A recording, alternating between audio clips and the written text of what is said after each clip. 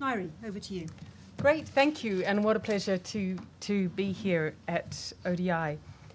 The G20 has rather burst onto the scene, and I've just come from 2 days of World Economic Forum discussions, which were very dominated by questions such as, should the G20 now have a secretariat? Should it have a proper representation structure? Should it have decision-making rules? Should it become the successor to ECOSOC or the Security Council and so forth? Much less attention was being paid to what the emergence of the G20 means, particularly for developing countries. And I guess it's those two questions that we're going to pick up and discuss today, because they're questions that our study of different networks speaks directly to. We started the Networks of Influence project in part inspired by what we saw as the success of the G7 finance ministers in closely coordinating among themselves, and through that process of coordination, being able to play a key kind of strategic goal-setting role and operations-driving role in institutions like the IMF. And so we started the project thinking, well, what if developing countries formed similar networks? Obviously, one of the most important features of the G7 is the economic power of its members, or was. But nevertheless, what we wanted to explore was whether there were lessons about how the network was used and run and the goals that it set for itself, which could be useful for developing countries in two ways: to enhance their own capacities to deal with issues, and second, to enhance their voice in international politics and on the international stage.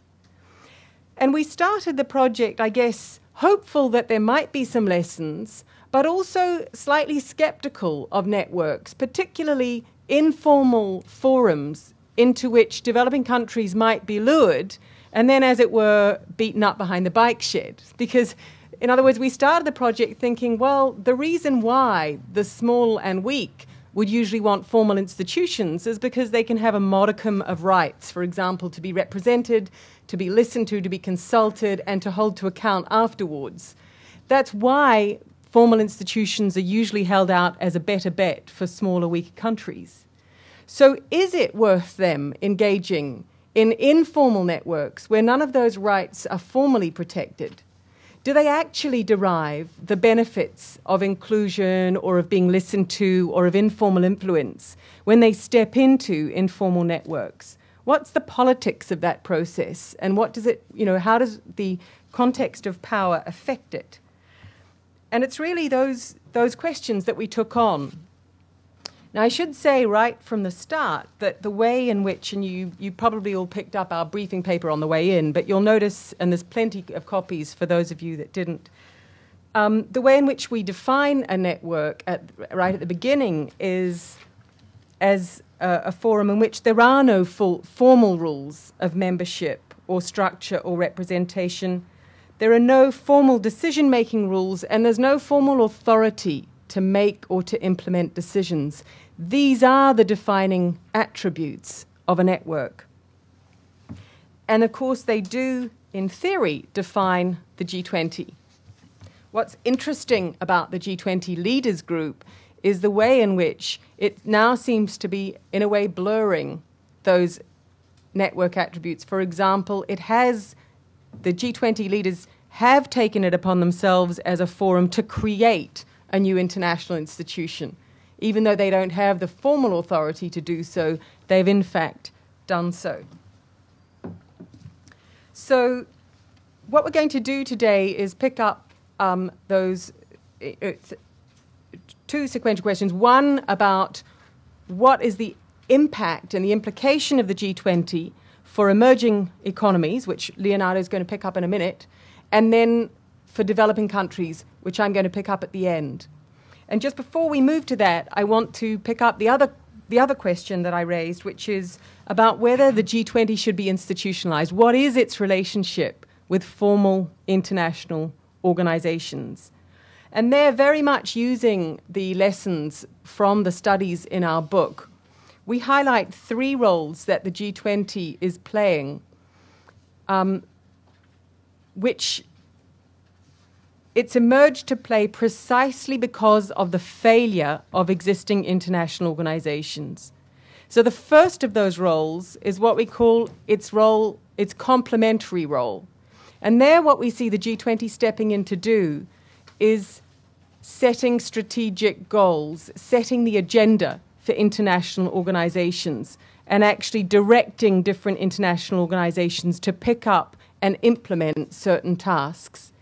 So it both reveals the failure of the structures that we have in international organizations to do that, but it's also playing an important complementary role. And I would add that it's, of course, not the first network to play that role. There has always been an informal network of powerful countries playing that role.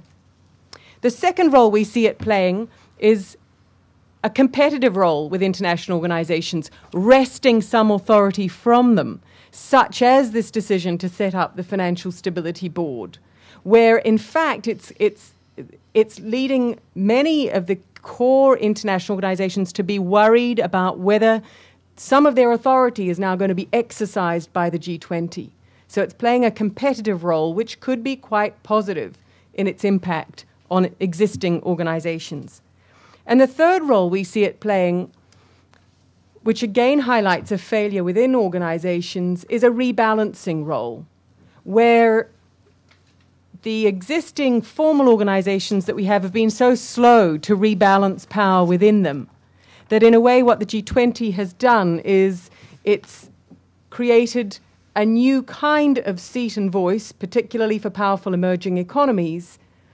And because they're now in the G20 is taking up the issue of reforming existing international organizations formally, but also informally, we would argue, it's rebalancing power within and across the other international organizations. And that's the issue that Leonardo is now going to pick up in talking you through one of the case studies of the book, which is the G20 finance ministers. And I'll just say that in respect to the book, I should have said at the outset, OUP have happily sold out their first print run, but we went yesterday and got the last 10 copies that they have inside OUP and brought them down. So there's 10 copies which we can sell to anybody that wants to buy it at the end of this session. But let me now move to emerging economies, and Leonardo, would you like to take up? Thanks, Ngaire. I want to, first of all, outline why it is that that countries and officials of governments find networks useful. I think Ngaire began to tell you about that, but I want to make it a little more specific. The first is flexibility. Networks provide a forum where you can have a discussion or a consensus-building session, and the rules of that interaction can be really quite flexible and up to the members. This is a much better situation than, say, a formal organization where you have a lot of rules and procedures that constrain interaction. The second is confidentiality. You're able to, all G20 and other kinds of network meetings tend to be closed, and this allows for an ability to move positions or to express points of view that you wouldn't necessarily undertake in a more public forum, where minutes are taken and perhaps cameras are rolling. The third is that the costs are very low. To establish a network, you don't really need very much, except, well, in case of G20, you need all kinds of planes and security, but beyond that, you don't need buildings and bureaucracies and very large sunk costs, if you like. And in theory, at least, the costs of exit are also quite low. If people if a network doesn't serve the purposes that it was created for, people just stop showing up, and the network sort of dies quietly. At least in theory. There's also a distancing from bureaucracies. You don't have, once you have a network, because there are no large, directorates and secretariats, a network doesn't have a bureaucratic agent that has a stake in the survival of that institution or that network, and therefore you can, have some distance from it and not be captured by bureaucratic interests. And finally, there's a degree of efficiency. If you have, you can control the size of the group to some degree, and therefore you can probably reach consensus much more quickly. Now, these are the kinds of things that you can imagine attracted the people at the White House and other world capitals when they were thinking about what to do in November of 2008 to try to appear to be doing something, quote unquote, about the crisis. And clearly these are the sort of benefits that a network structure would offer. Now, I want to talk about the G20 Finance Network for Finance Ministers and Central Bank Governors. This is in many ways the father of the G20 Leaders Forum, or the mother, I'm not sure which. But nonetheless, it had a 10-year run between 1999 and it's still running now. And it provides us, I think, a degree of insights and clues as to what the G20 leaders might actually look like, how it might evolve. Now, let me first highlight what the G20, I'm going to call it the G20F, the finance ministers, and the G20L for leaders have in common.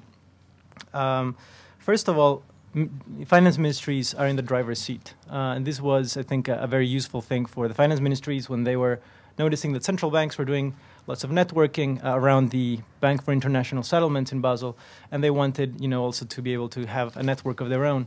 And the G20F offered that possibility. And with the G20L, you also have finance ministries still in the driver's seat. Of course, the process is more complicated. There's more interaction and interagency, consensus building.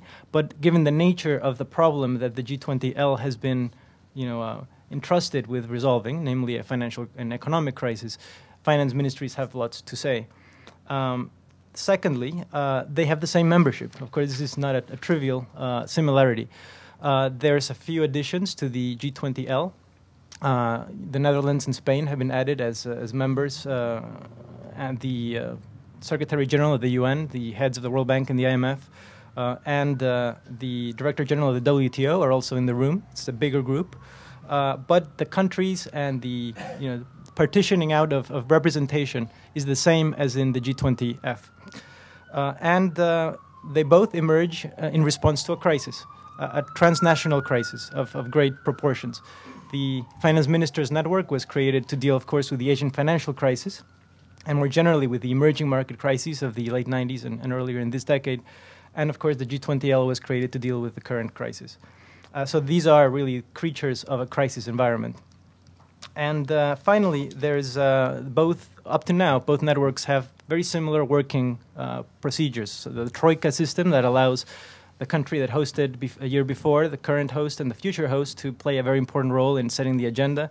There's no secretariats. Well, there's a floating secretariat from country to country, but there is no greater degree of institutionalization. And so in process and in structure and in representation, the G20F and the G20L are quite similar.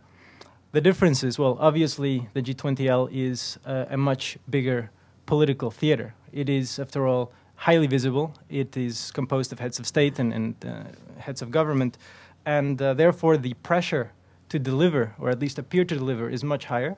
Nobody really follows the ins and outs of finance ministers' communiques, other than a certain fairly narrow group. The G20L stuff is in the front pages of all the newspapers. Therefore, that reduces the amount of leeway and room there is to really maneuver when you have so many eyes placed upon you, so many political pressures to bring home the bacon, as it were. Also, there is less latitude to deal with detail and implementation. The presidents and prime ministers don't deal with detail. They don't have the room, the space, the expertise. Whereas the G20 ministers, although one still obviously a high degree of abstraction, can deal with lots of things that the presidents and prime ministers simply cannot. And this obviously makes a big difference when you're talking about following through and monitoring performance and implementation. And finally, of course, because it's composed of heads of state and government, the G20L could, in theory, look at any issue under the sun. Right now they're looking at finance and fiscal and monetary policy, but when that ceases to be a pressing matter, they could, in theory, move on to energy, climate change, migration, you name it. And this, of course, makes it a significant actor in the sense that it can extend its influence to other areas. Now, let me talk a little bit about, zero in a bit on the politics of the G20F over an 8-year period, which was the one studied in the chapter in the book. And the essential argument is that for most of that 8-year period, especially in the first 4 years, the G20 Finance Ministers Network operated primarily as a vehicle for legitimizing and increasing buy-in into positions that were primarily G7 positions. The G7 really was quite the driving force in the G20 network, and as I will argue, that became less powerful towards the end of those 8 years. But in the initial half of the lifetime of the network, it very much was a G7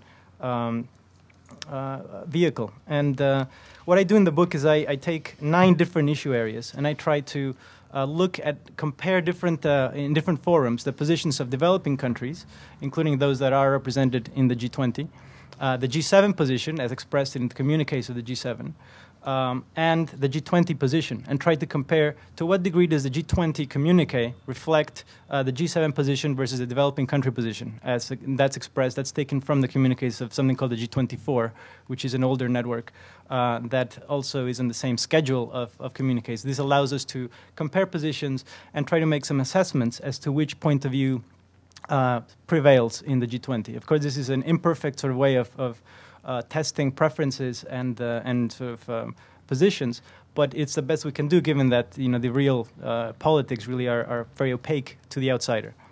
And the conclusion essentially is that there's, starting from a spectrum on the left, if you like, we have the G7 plus position. That is a situation in which the G20 took the G7 position and went even beyond that. And that case was the issue of anti-money laundering and combating financing for terrorism, AML, CFT, as it goes in the lingo. And that position, because it was of such importance to the U.S. and other major economies, really that set of issues took the G7 position and went beyond that, and really tried to create a uniform framework for cracking down on dirty money. The second, if you move slightly more towards the developing country position, you have the G20 endorsing the G7 position. So simply you see an echo of the G7 in the G20 communique. Those are the issues of standards and codes. These are financial standards on banking, accounting, securities. The issue of debt relief. And finally, the legitimacy of the Financial Stability Forum, to which Ngaire referred. There you see the G20 basically adopting the G7 position, even though in all of these issues there was a clash between the expressed position of developing countries and developed countries, as seen in the 2 communiques that I compared. So in all of these, there's a difference. There's a gap between the positions. So something is going on here clearly.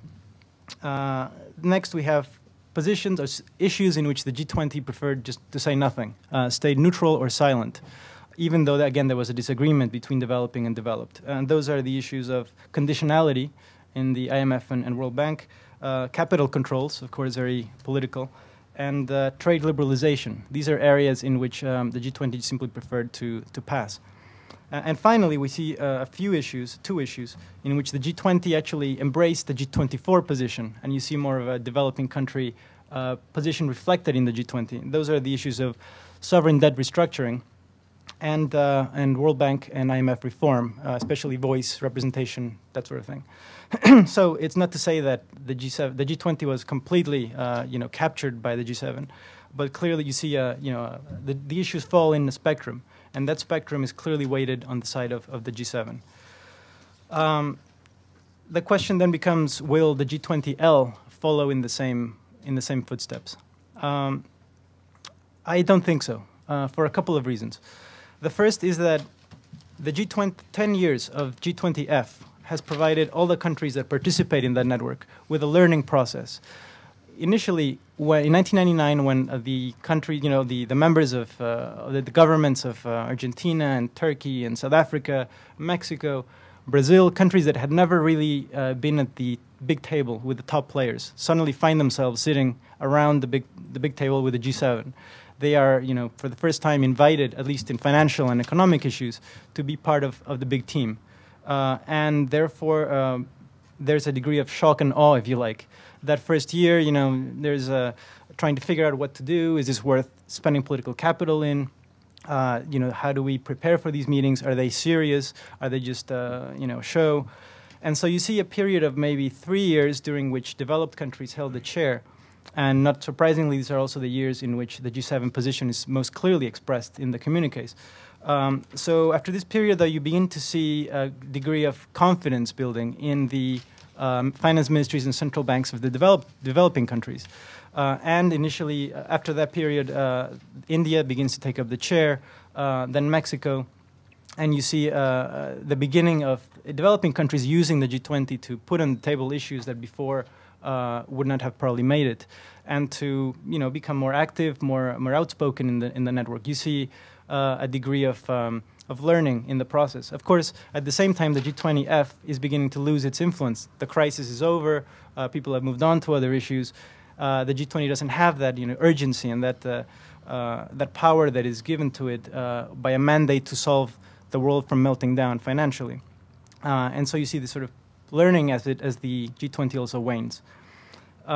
So for that reason, when the same countries, arrive in Washington in November of 2008, this is not a new thing for them. They've been doing G20 for 10 years. And their finance ministries and their central banks have a process, have people, have capacity to deal with G20, the process and the substance of it. So it's difficult to overstate how important this period of training, if you like, has been, especially since the issues that the G20L was dealing with are the same issues the G20F was dealing with. Recapitalizing development banks, IMF resources, financial stability, and financial regulation. So for that reason, I think it's going to be far more difficult for the G7 or any combination of traditional powers, if you like, to simply rubber stamp or create a rubber stamp in the group, or just to push through positions without being challenged. The second reason I don't believe the same thing will happen is China. China has been taking the G20L meetings extremely seriously. They come with very large delegations, in fact, largest after the US. There's a high degree of interagency coordination back in Beijing. And there is also considerable preparation in advance of these meetings. So it's clearly China is taking this forum far more seriously than ever. And therefore, the dynamics of the G2, which will be perhaps a mini network inside the network, will become actually very important, especially as we move to topics such as climate change and so on. And of course, the rest of the world will show up to the G20, if nothing else, but to see how the G2 interact before the world stage. And finally, there's the BRICS. The BRICS, sort of an accident, if you like, taken from a Goldman Sachs report, now has become a summit of its own. The BRICS now meet before the G20.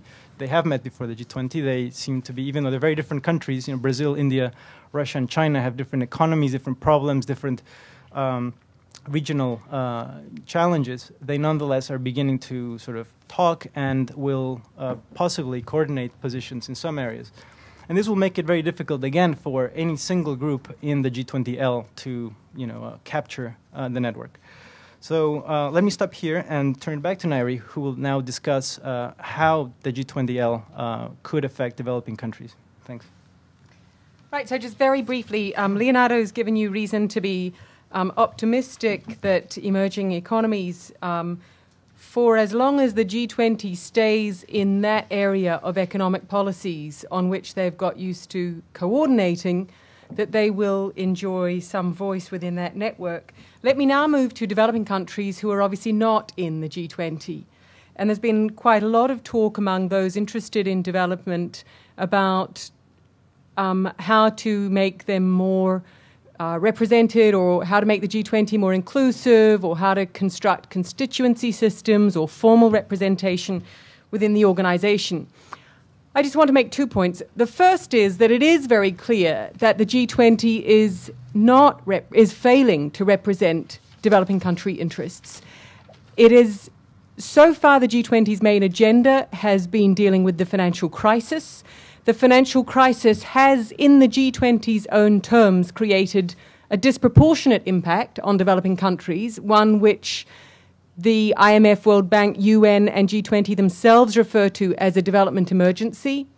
And yet the G20's actions have been almost negligible in respect to developing countries. So in our briefing paper for today, I cite some figures from 2 different papers I've just done. One of those figures is a tracking of IMF new lending since the crisis began, where we see that 77.4% of new lending as of the 2nd of October has gone to European area countries. 2.4% of the IMF's new lending has gone to Africa. Likewise, I've tracked the World Bank's lending since the crisis. We've seen the World Bank's president calling in vain for new resources to deal with the development emergency.